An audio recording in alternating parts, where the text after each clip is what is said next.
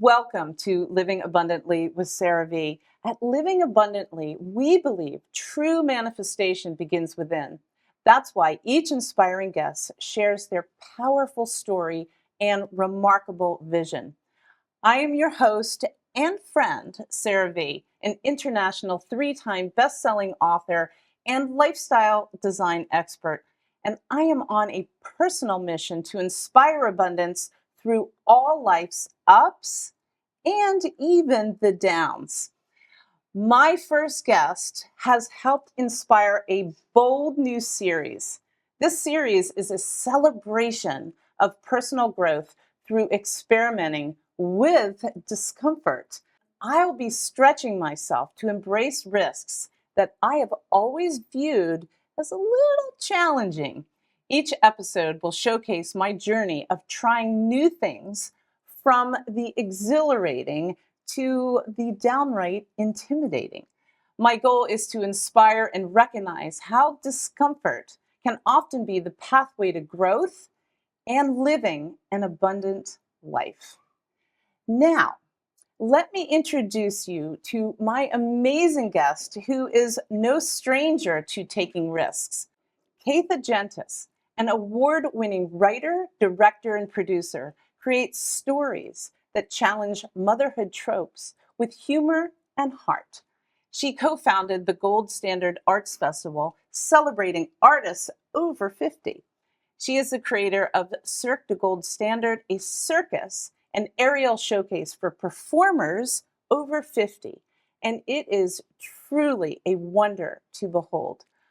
Oh my gosh, welcome to the show. And I just want to say a personal thank you for helping me experience exactly what you do.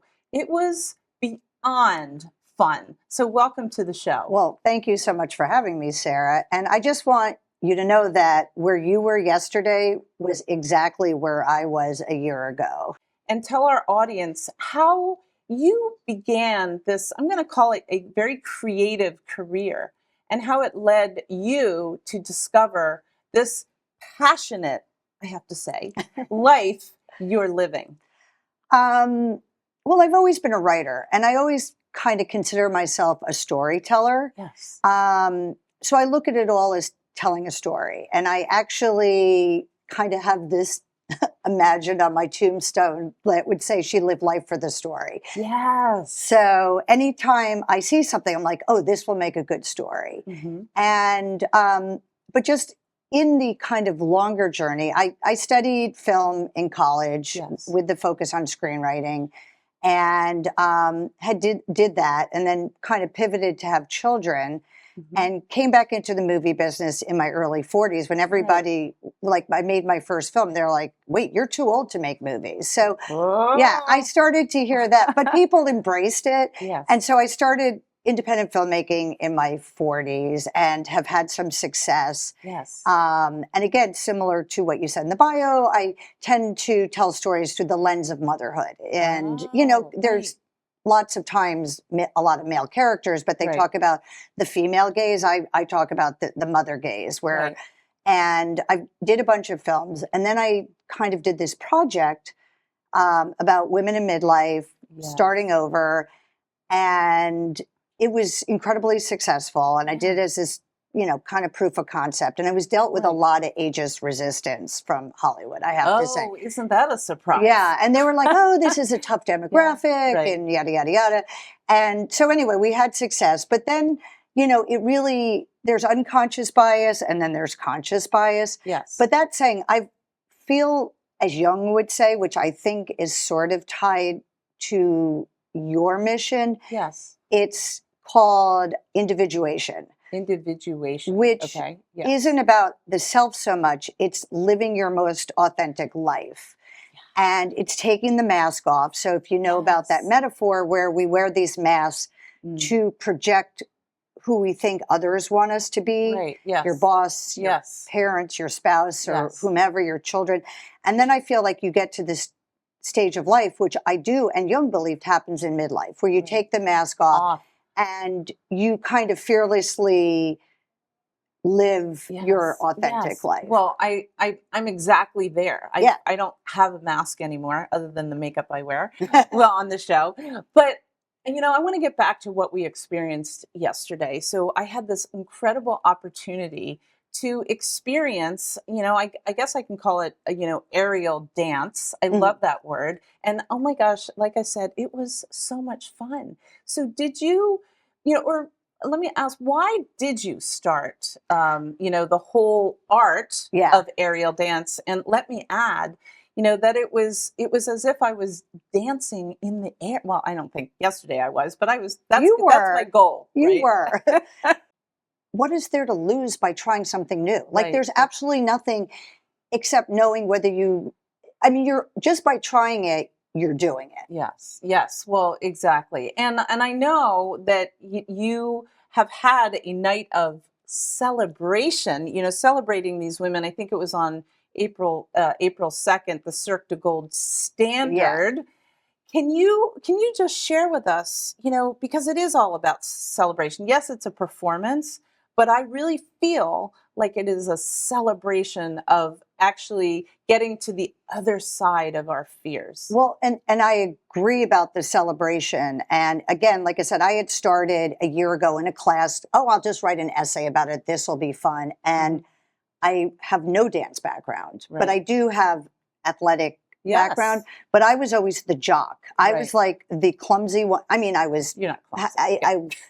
I mean, in that jockey it's way. A different, it's a different energy. Yeah. Have run marathons and had like a tennis scholarship, but I just felt like, I was the jock. Yes. And to now be a dancer, like that's part of my ugly duckling swan moment in my early 60s. And it's also really embracing feminine, that feminine energy. I mean, women play sports, but what an incredible way to embrace who we are at any age. I'm the strongest I've ever been. And who says that at 63? Yes. Well, I feel the same way. I mean, I know I've changed, my body is changing, but I know that I can still do it. So, again, just celebrating, our ages at any age. But I like to wrap here and ask you one of my favorite questions is what would you say is your abundant word for you living this incredibly passionate life that you're living right now, embracing, our age? Well, I would just say fearlessness. Fearlessness, yes. And I bet you feel fearless when you're on that what is the hoop called? The lyra. Oh, the lyra.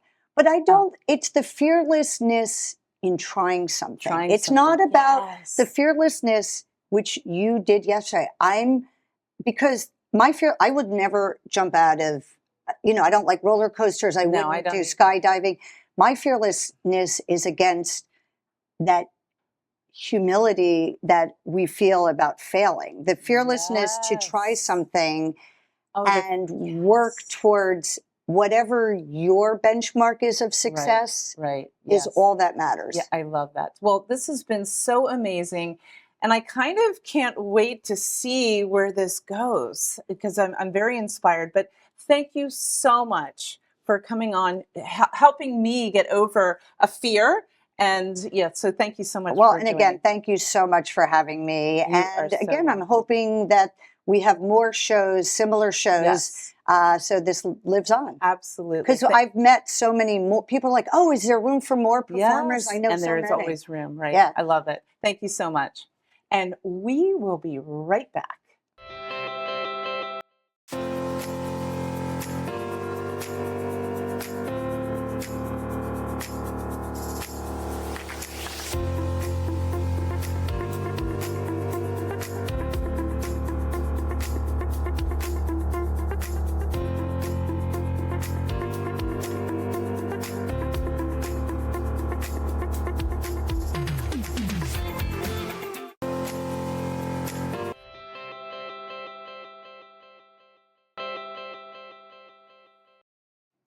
My next inspiring guest is Missy Kelly, a successful entrepreneur and high-impact mindset mentor. She's the creator of Born for Impact, a platform helping people shift their mindset to live with purpose and confidence. Missy also developed the Impact Mindset Shift, a proven framework for overcoming limiting beliefs. As CEO of Cat Tongue Grips, she leads a brand focus on innovative, non-slip solutions for safety and independence. Her mission? Helping people master their minds and create the impact they were born for. Wow, Missy, your journey is so inspiring and unconventional. What would you say is your inspiration for creating the Born for Impact? And how does it build on the work you've done through your masterclass and mindset framework?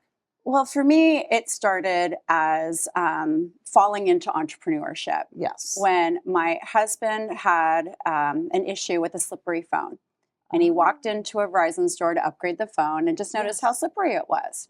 And I said, this feels like a cat tongue, after he put skateboard grip tape on the back of the phone. Yeah. Said, this feels like a cat tongue and it's going to scratch everything in the house. You can't have it. He challenged me to find something like it. Couldn't. So we decided to make it.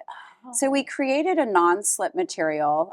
This was back in 2015. Right. And we launched our first product, a phone grip. Right. But then customers started saying, hey, can we cut this? Can we use it on my son's hearing aids? Can we use it under furniture? Yes. Can we use it on slippery tools? So then we brought our product onto a roll. And then amazing. That was that. Voila, here you have voila. The product. I so love now, fast forward 8 years later, Mhm. and it's been quite the journey. Wow, because stepping into something without any business background, Mhm. Being at the table with some pretty important people Yes. in a male-dominated industry. Oh, yeah. Yep. So love I that. really had to overcome my own Yes. limitations with mindset. Mhm. And now I've chosen to really launch Born to Impact so I can love use my story to help others. So, we hear the word mindset, it's kind of like a Overused. buzzword, Mhm. Every day. Yes. But your impact mindset shift, and I see that it's trademarked as well, this formula seems to take us a little bit deeper. So how does it help to rewire the thinking, for real lasting change? Yes. Well, mindset is not something that you can take a class and you've got. Yay! I've got my mindset. No. Healed. Like Yeah. anything, it's a practice. Yes. And it's something that you have to work on every day. I know Yes. I do. And it starts with identifying what are your limiting beliefs? What are those things and patterns in your life that you can recognize are holding you back? Yes. And really forming that vision for yourself. Right. What you want in the next 30, 60, 90 days, 2 years. And then holding that vision with a desire that's so strong that that's where you see yourself that you're going to be. So that's that mindset shift, is stepping into the person or what you want in your life now. See it for yourself now. It's happened. Be the person that you done. imagine as if it's I do that all the time. Exactly. I love that. So, as a CEO of your global business and a high impact mindset mentor, how do you stay balanced in, growth, in your family and leadership? And so I'll ask you that question. I'd say first. leadership starts with me. Yeah. Right? If I am not centered, if I don't have a clear vision for myself, how am I able to lead others and bring them along on this journey with me? So it's almost you are the light, and then you bring others, to your experience. And we all have that within us. Right. Right? Yes. We all have that light. Sometimes it's just dimmed by circumstances, by our own limiting beliefs. And it's my mission to help others find that. So start with yourself, what I'm picking up. I love that. So I'm going to ask you, what does impact mean to you? And how can people start discovering their own impact that already lives within all of us?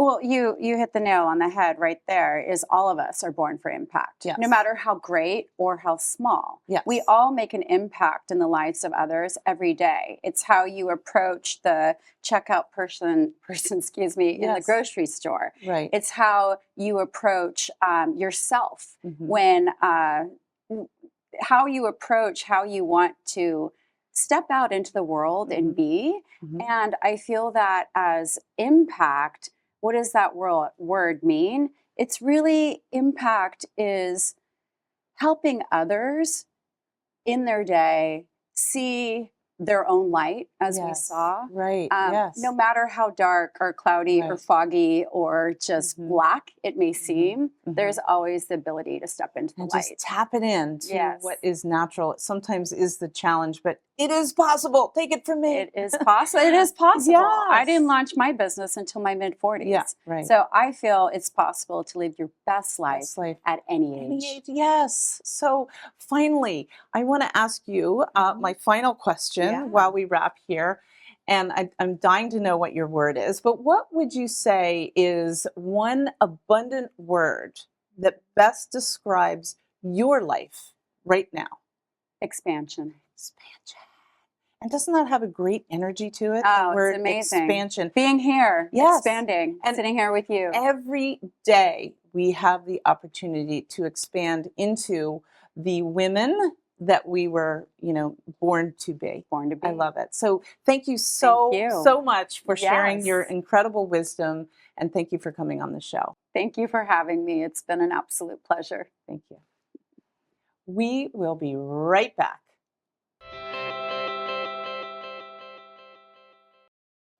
I am so thrilled to have my next guest back, and I'm even more thrilled that she has officially become a regular contributor on the show. Woohoo! Dr. Deb, author of the new book, The Return to Love Playbook, is a couples and family therapist, intimacy coach, and host of Love Notes with Dr. Deb. She has over 35 years of helping couples learn to love well, stay in love, and return to love if they've lost it. She specializes in all issues related to love: dating, mating, breakups, makeups, and healthy sexuality. Welcome Hi, back Sarah. to the show. Thank you for having me. I'm so glad to be back. Oh my gosh, I'm so happy you're here again. Thank So I've been, talking about stepping into this new series of facing discomforts in our lives, and talking about sex sometimes can, maybe cause those moments of, discomfort. Sure. But I am ready to face it. And, talking about it, I'm going to make as easy and comfortable for us and for those watching. Great. So in your opinion, why is talking about something so natural as sex sometimes uncomfortable to discuss? Well, I think we still have an attitude of shame and guilt and discomfort about sexuality. And I see so many couples that tell me they have not talked about the basics Yeah. of what each other likes and doesn't like. And they've been together 30 years, if you can Yes. imagine that. And so Yes. then they lose their communication and they can't open it up and they're walled off. Maybe some of those couples, we seem to be embarrassed to not want to talk about this. But why do so many couples drift into a, sexless relationship and feel that sex isn't important after a certain point in, being together for so long? Well, would you believe it's almost an epidemic? The latest statistic I just read was that there are probably 9 million couples who are in sexless relationships. And also it accounts for 30% of all divorces, which is about 200,000. So I think people think that it doesn't matter anymore when they're together a long time. They just kind of give up and say, oh, we don't have time for that. We don't need it. It's boring. Then there can be other reasons, medical reasons that they're not attending to, hormonal reasons, a mismatch of desire. And then there can be dynamics in the couple that are contributing, such as power dynamics. They're doing power plays and control issues and anger issues, and they use sexuality as a weapon. Yeah. Well, there are many parts of experiencing, a healthy relationship. It's not just about sex, because that can be unhealthy if it's all about that. Sure. But is sex important, obviously? And, can it really be reignited if we've kind of lost it or regarded it as not very important? Well, first of all, it's critically important to mental health, to the bond between the couple, the security emotionally, the validation. And I like to think of it at its best, it should be like a merger of souls, not just a 5-minute physical exchange, which would you believe that's the average 3 to 7 minutes, which is 5 minutes? Yes. As opposed to brushing your teeth and fixing your hair. Shorter than brushing your teeth. Gosh. Wow. So there's a whole other component to it of what we're going to be talking about, sacred sex. I'm dying to know, what is this sacred sex? Obviously, it's not that 5 to 7 minutes, but what is sacred sex, and how does it, how is it different from, I guess you would call regular sex, or just like regular 5 sex, sure. 5 seconds? Sex. Yes. Oh, 5 seconds. Now we're going downhill. 5 minutes. We're getting worse here. So the 5-minute or 5 second sex, regular sex, it's more of a physical exchange. Okay. And so much is missed. And what I call sacred sex is a really fully present experience. And one of taking time to learn about each other, to tune into each other. And instead of a physical 5-minute exchange, it should be an exchange of soul energy, a cherishing, in high regard for each other, and really taking the time to, I call it, do 100-100 giving pleasure. That should be the focus. It's got to be like you're a team. It's a priority. And if you focus on giving pleasure, then it becomes a much more charismatic, abundant, magnificent. I call it magnificent love. Yes. So, you say that, couples can actually go from that 5-minute sex-starved kind of sex to the sacred sex.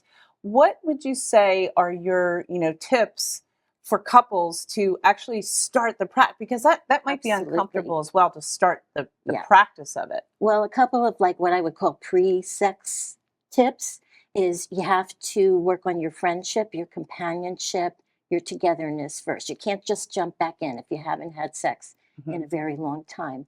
Then you have to commit to the 100-100 giving, each of you, giving pleasure. Then I have 3 tips that I really love. First of all, 6-second hugs and 20-second kisses is a good way to start. So that's easy. Yeah. Well, some people can't do it. They say, I can't do a 20-second hug. 20-second? And I was like, yes, you can. So that's number 1, to warm it up a little bit. Then I have a guideline that I give couples, which is skin to skin twice a week with no expectation. And really commit to that. And whether you want to just talk, hug, cuddle, or have sex, that's great. But get in that skin to skin twice a week and be with each other. Skin to skin. When it's sacred sex, it's more about being with, in the presence of each other, than the doing too of the 5-minute kind. Right. The next one is what I call the sacred hug, which is you get in a hug face to face, though, with one person on the other person's lap. And I had someone say, I can't get relaxed in that position. So you can put a pillow there if you want to take the time. The intent of it is to really hold each other and get heart to heart. Listen to each other's heartbeat. Try to match that. Listen to each other's breathing, breath to breath. And then the last piece to add, if you're really advanced at this sacred hug, is deep gaze eye contact. Which is get in that eye contact like you and I are doing now. Right. They actually recommend left eye to left eye as your kind of parameter there. And hold that eye contact. Do the holding, no expectation, heart to heart, breath to breath. Wow. eye contact and keep that eye contact throughout Right. the entire experience. So instead of 5 minutes, maybe, I mean, it all, Yeah. is different, but approximately a healthy way is how many? It's like, okay, we're Well, yeah. I'd like to say 5 minutes, Yeah. 5 hours. 5 No. hours. Oh my gosh. But that's Yeah. that's the outside. Right. Whatever time it is, I like couples to at least allow an hour for themselves of privacy. I love this. And it Yes. doesn't matter if that's all cuddle time, pillow talk. And without any distractions, no, Right. being on No your phone. pets jumping I in the love that. bed, Yes. no kids knocking on the door. Right. No. That Yeah. really sacred time Right. where I you love are it. in each other's presence. I always ask this, even if you've come on here before, because I feel like we're always changing. So our word might change. So what would you say is one abundant word that describes, your personal life right now? Of my personal life right now. I would say give unconditionally. Give. And I have to add a little phrase to That's it. okay. I'm learning to do it without expecting anything back. Yes, because then we release the attachment to whatever it is. The outcome doesn't matter. Perfect. And maybe I should say, what is an abundant phrase? But I love that. Thank you so much. Yes. But thank you for being back. And most importantly, thank you for becoming a luminary. Oh, thank you so much for having me. You're I'm welcome. very excited. I can't wait to see what's more. Yeah. We will be right back, so stay tuned. This Earth Day, we celebrate our planet and take action to protect it for future generations. Today, we're showcasing simple, impactful ways you can make a difference, from reducing waste and conserving energy to supporting sustainable products and practices. Matter is the trusted brand for single-use compostable products designed for the eco-conscious consumer. Their lineup includes compostable plates and party cups, utensils, food storage bags, waste bags, including this awesome waste variety pack with the cutest printed trash bags. All products compost entirely within 12 months and add valuable nutrients back into the soil. Available at Walmart, Target, Amazon, and makeitmatter.com. Matter has a great composting 101 section on their website that really educates on how and what to compost. You can download a little cheat sheet to hang on your refrigerator for reference at makeitmatter.com. My next Earth Day product are boxed waters. This is an innovative and eco-friendly way to not just stay hydrated, but also care for our planet. We all understand the significance of drinking enough water, but we also recognize the environmental impact of plastic waste on our beautiful Earth. You can find boxed waters at Whole Foods, Thrive Market, and other fine retailers. And by opting for boxed water, we can make a big difference. Join the movement for a greener future. Well, that's it for us today on Living Abundantly. For even more content and inspiration, follow us on my YouTube channel, Living Abundantly with Sarah Vie. And I will see you all next time. And here is to living abundantly. The proceeding was sponsored by Sarah Vie, LLC.